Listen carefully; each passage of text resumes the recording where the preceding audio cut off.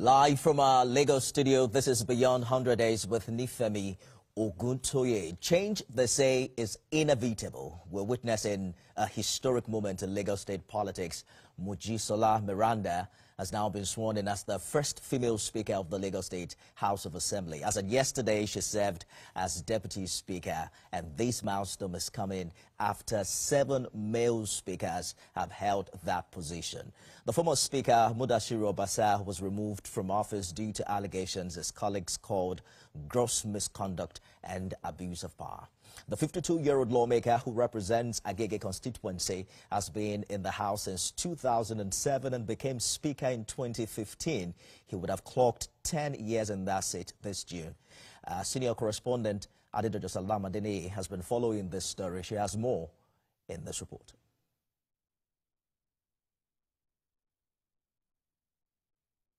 It is indeed the end of an era, and the drama that culminated the conclusion of a man whose stature loomed large since 2015 has left many in shock. There was an unusual security presence mounted at the entrance of the Lagos State House of Assembly. Then lawmakers were seen driving in. It's not Tuesday, but this was yet an unusual sitting at the chamber. The tones were hushed until the event happened. In line with the provision of section of 92, subsection 2, section C of the Constitution of the Federal Republic of Nigeria, 1999, as amended, I hereby move that the Speaker of the Lagos State House of Assembly, Right Honorable Obasa, be removed as Speaker of this House Assembly for the following reason: 1. Gross misconduct and poor leadership, including perpetual lateness to legislative sessions and meetings. 2. High-handedness and lack of regard for honorable member at all times, intimidation and suppression of members, including inciting members against one another. 3. Financial impropriety, misappropriation of funds and lack of transparency in its management of the House of Assembly funds. Totaling into 29 honorable members of the Lagos State House of Assembly. All in favor say aye. Aye. Those against say nay. The ayes have it. The now former Speaker, Obasa, has been impeached, and his former deputy, Mojisola Meranda, coronated as the new Speaker and the first female Speaker of the Lagos State House of Assembly. I, Mojisola Meranda, do solemnly swear and affirm that I will be faithful. That I will be faithful as the Speaker of the Lagos State House of Assembly. As the Speaker of the Lagos State House of Assembly. That I will perform my functions honestly. That I will perform my functions honestly. To the best of my ability. To the best of my ability. Faithfully and in. Political watchers believe a costly statement, disrespect to the governor and the governor's advisory council members, where he played God, may have led to his removal. Becoming governor is secondary. It is something that I have not given a serious consideration. Nevertheless, that does not mean I am too young or lack experience to run, whereas those who have been before me are not better off. Meanwhile, outside the premises, police arrested some people who claim to be from Agege for a courtesy visit.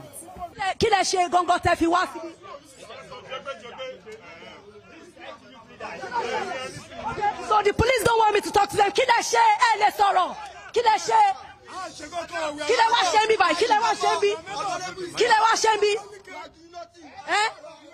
Before now, there is a discontent between the executive and legislative arm of government in Lagos State, which culminated on the drama that ensued at the Lagos State House of Assembly on 21st of November 2024, when Governor Babajide Sanwo-Olu presented the budget of 3 trillion naira to the Assembly, where the lawmakers were saying code to the executive, all in dark glasses. Adedoja Salamadini, TVC News, Lagos. So what does this really mean for politics in Lagos? Very interesting development following some of the challenges the legislative has had with the executive. If you're following the stories in Lagos, we saw how the Lagos State House of Assembly unprecedentedly rejected commissioner nominees under the second term of the Sanwo-Olu administration. We also saw some very dramatic turn of turn of events late last year when the governor presented the 2025 budget. We're asking questions online. A very rude shock for some, very interesting development for others. In fact, some are asking if the story is true. Let's get some tweets online right now. They're saying it's long overdue. You can't disrespect the governor and the GAC in Lagos politics and still be Speaker of the Assembly. Same scenario happened. I think we lost details of that particular tweet. But very rapid reactions trailing this big one, especially when you consider the fact that Obasa has been in the House since 2007. He became Speaker in 2015. This one says, but Obasa did the right thing. How can you, as governor, nominate 70% of commissioners from one local government, leaving some LGAs who worked tirelessly for the party with no slot?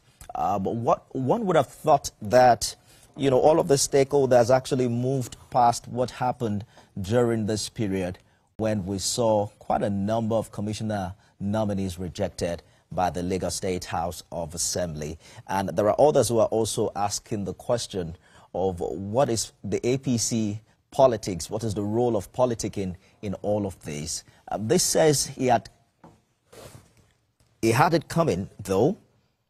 What he did to Sanwo-Olu during the commissioner screening, him being Speaker for a long time, made him almost bigger than the governor. Well, it's barely a decade in office. Adeyemi Kuforiji, who was scheduled to join us on this program this evening, was Speaker for 10 years, and Honorable Obasa would have marked 10 years later on this year by June. You can also contribute. Let's hear from you what you think about the latest development in Lagos politics. You can tweet at us at TVC News On. Remember to use the hashtag Beyond 100 Days and tag at Nifemi Oguntoye. Executive Editor Kende Ladende joins me on the program this evening. Very interesting development that we're following here. Did you see this coming at all? Covering politics for more than 1.5 decades, I would not pretend that I wasn't seeing it coming, but I didn't know it was going to be this fast. It was going to be this early. You know, speaking to some power players, some people who have actually brought up this matter, you know, politicians have tried to deny that there's any rift between the executive and the lawmakers. And most of the things you cited, they are not impeachable offenses. But what is clear is that this brings to the fore the idea of separation of power. How separated are these three arms of government? I think it's a question that we are yet to provide answers to in Nigeria. Most times it is usually about collaboration between these popular two arms of government. That's talking about the legislature and the executive. So you may need to know how you got into power.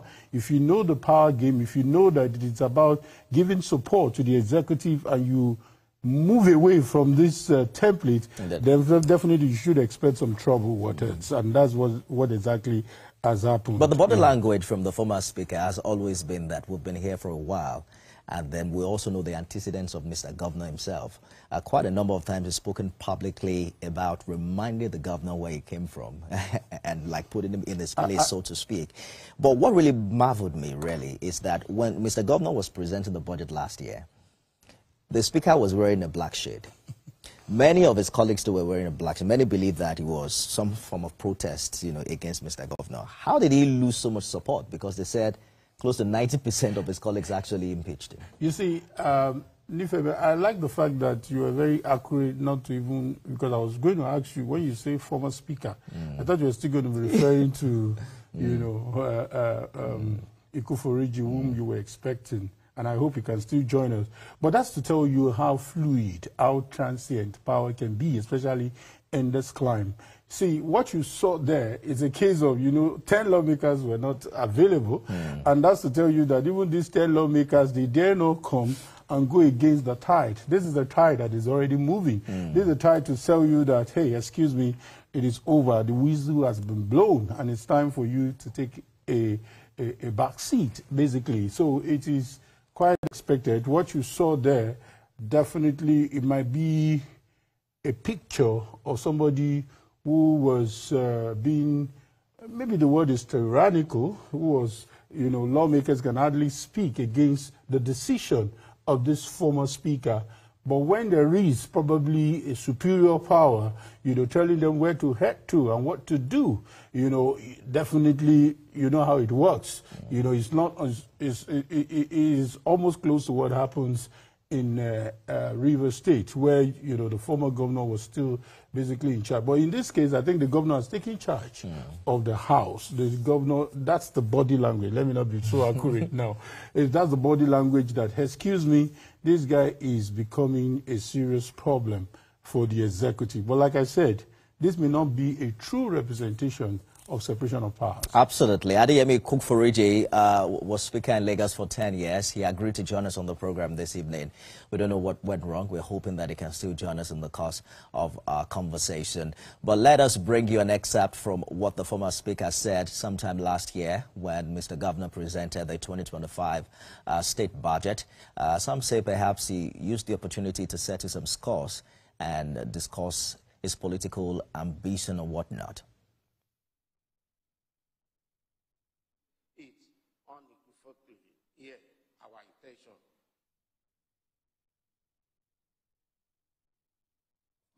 Also, becoming governor is secondary. It is something that I have not given a serious consideration.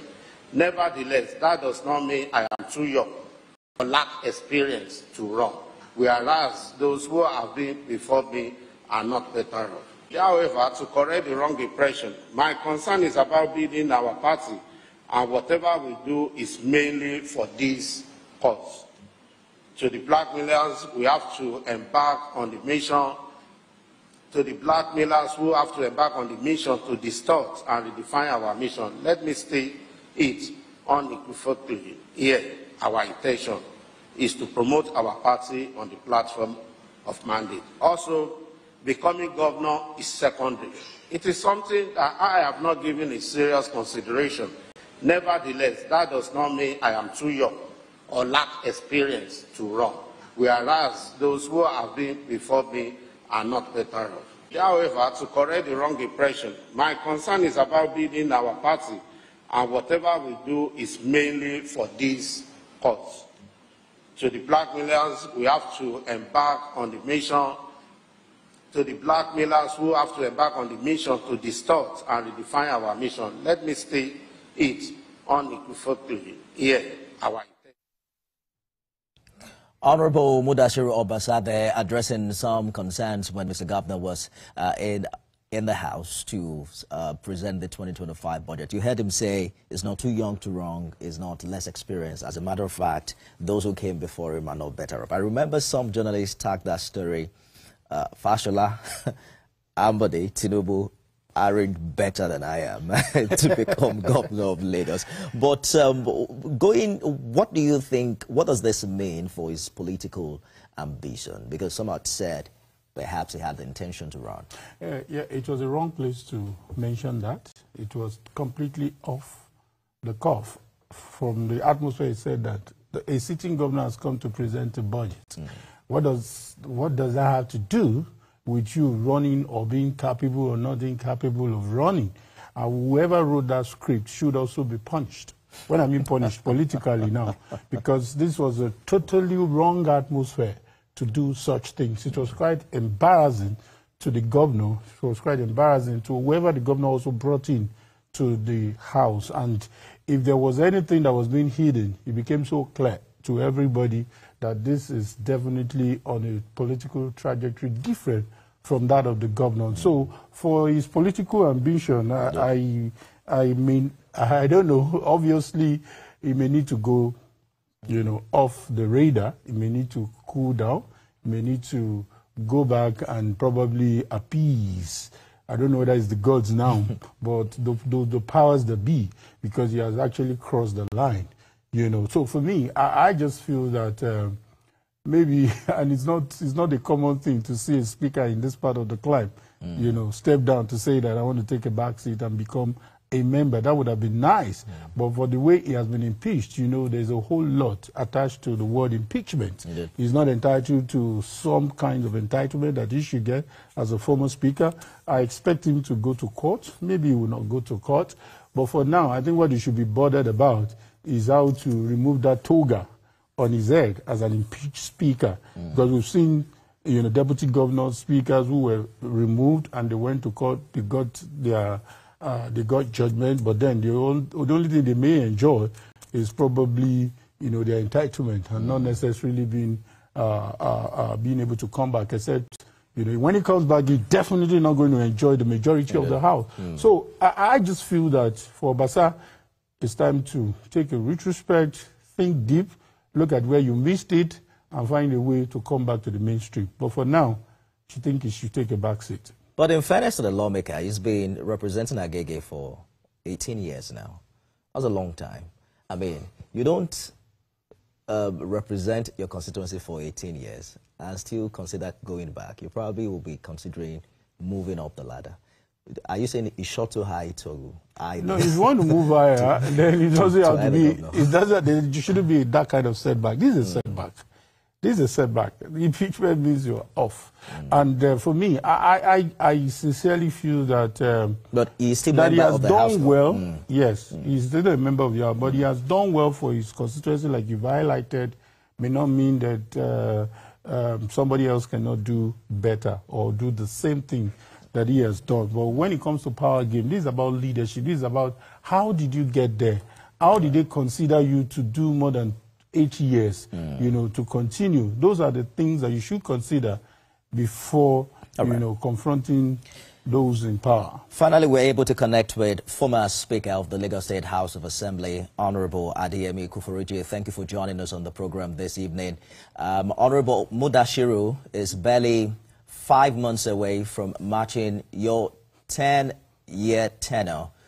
What do you think went wrong? Well, thank you very much for having me. First and foremost, we need to understand that this issue of the parliament is a little bit different from the other side of government. And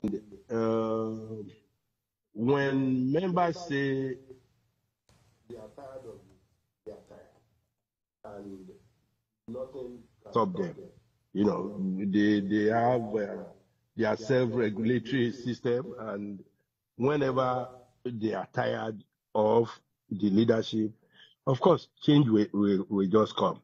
I remember my predecessor in office used to say that the seat of the speaker is one that is not, you know, that very comfortable for anyone, because you can go out of your house in the morning and you go out with the riders, with the police, with this and that, and then you return back in the evening all by yourself, and probably your personal driver. When you are leaving in the morning, you first have to read all the Psalms you can read, to call on God to guide you through the day, so that you don't run foul of the rules of the House or of the members. So, yeah, it has happened. I mean, it's not the first time that we are having issue of the impeachment of speakers, and it's just part of the game in the parliament. All right, Honorable, some would say that you're probably shying away from the issue, that this isn't a situation of his colleagues not wanting him, because if you consider what happened in November, they were right behind him, rocking the same black shade, you know, when Mr. Governor was at the House. What we hear oftentimes is gross misconduct and abuse of office. Some say that's just merely masking the details, that there's a silent battle between him and the governor. We saw the unprecedented rejection of commissioner nominees and what played out on the floor of the assembly in November. What really do you think is happening here? I want to remind you again, the parliament is completely different from the other two sides of government. Look, in November, you said you saw them all coming up with a black shade and so on and so forth. That's not to say that everybody was happy with the speaker, but in the parliament, there is a way that they move, which is completely different from the other side. I mean, from the other two sides of government. The glasses they put on, I mean, that's even an abnormality in any case. I mean, why should members of the House be putting on shades, particularly when the governor is coming around to present his budget? It's not supposed to be a place for gangsterism or for, you know, it's unusual. I won't consider that. I won't say that shows that the members are very happy with the speaker or they are completely with the speaker. No, there is more to it than meet the eye. Some say this has to do with his intention to run for governor, and that this possibly has angered the powers that be in Lagos. Honorable. I don't think I will agree with that because, look, the governor, the present governor, is running his second term. He can't run for that office again. So there is no reason why he will be annoyed that the speaker wants to run for the office of the governor. That cannot, I mean, that cannot be part of this thing. I think people are just reading the whole thing upside down. And a lot of things, you know. Maybe it's beyond the governor. There is the Government Advisory Council, there is the APC, there are other bigger interests. You don't agree? Yes, there are bigger interests, but I don't think anybody in the Government Advisory Council will be annoyed with a speaker for wanting to run for the office of the governor.